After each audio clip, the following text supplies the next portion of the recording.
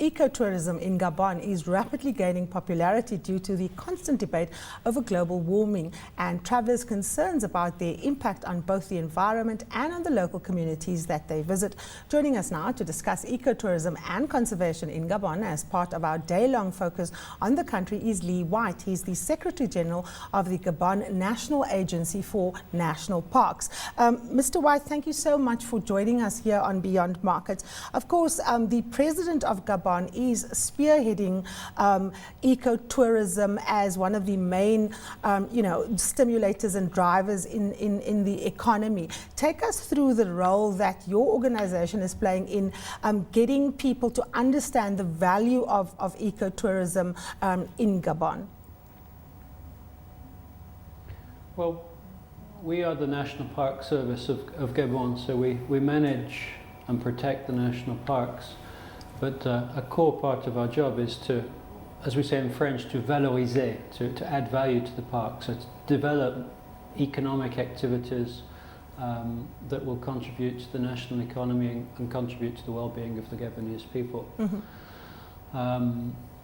And so we're developing a kind of a national park service to manage the parks, and we're now starting to develop partnerships with the private sector to invest in ecotourism with a long-term vision that over the next 15 years or so we will bring tourism up to something like 15% of the Gabonese national economy, and that we will create tens of thousands of jobs.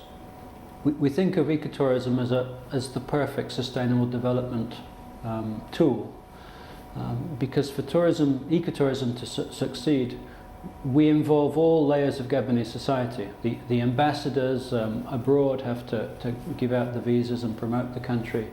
We're going to create jobs in the capital city to welcome people to Gabon, but then we're going to take people out into rural communities to visit the natural treasures of Gabon. And if we're going to do that, we have to make sure that if a tourist gets sick, they can get health care. We have to make sure that we have competent guides, because rainforest tourism is much more complicated, complex than savanna tourism in some ways. And the quality of the guide is really critical to your experience. So we have to raise education levels in rural areas, we have to raise medical care in rural areas. And so it's pushing the government to reinvest oil revenue into areas that perhaps in the past have been somewhat neglected, to bring the kind of the quality of the experience that we're going to offer to tourists up to international standards, and to justify the market that we're aiming at, which is the mid to high-end market. Now, Mr. White, one of the big issues, of course, is also the real job of conservation.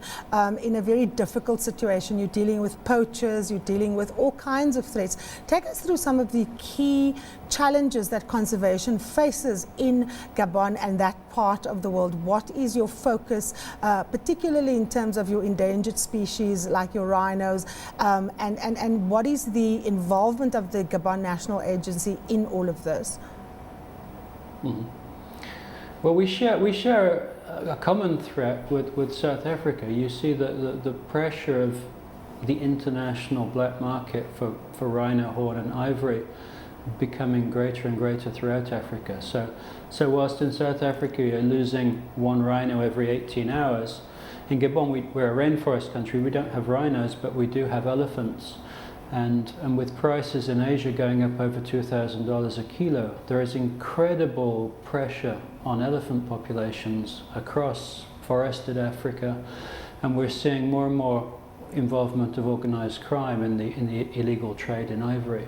And so a scientific paper just came out 2 days ago showing that we've lost, across Africa, we've lost 60% of all the forest elephants in just 10 years. Here in Gabon, we've been somewhat sheltered from that. We've only lost about a third of our elephants, but we've lost something between 15 and 20,000 elephants in 10 years.